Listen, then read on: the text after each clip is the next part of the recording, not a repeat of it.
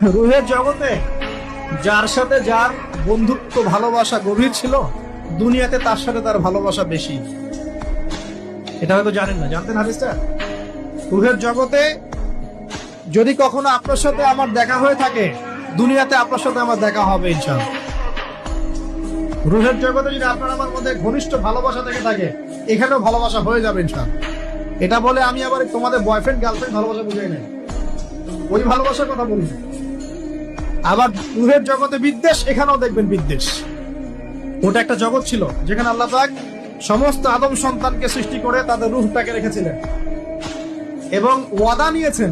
কি ওয়াদা? আল্লাহ পাক বলেছিলেন আলাস্তু বিরাব্বিকুম, সূরা আরাফের 182 নম্বর আয়াত পড়ে দেখবেন। 182 নম্বর আয়াত আল্লাহ পাক বলেছিলেন যে আমি ওয়াদা নিয়েছিলাম, আলাস্তু বিরাব্বিকুম, আমি কি তোমাদের রব নই? আমরা সবাই বলেছিলাম বেলা ইয়া রব্বি, অবশ্যই আপনি আমাদের রব। দুনিয়াতে এসে আমরা ভুলে গেছি। এই ভুলে যাওয়াটা মনে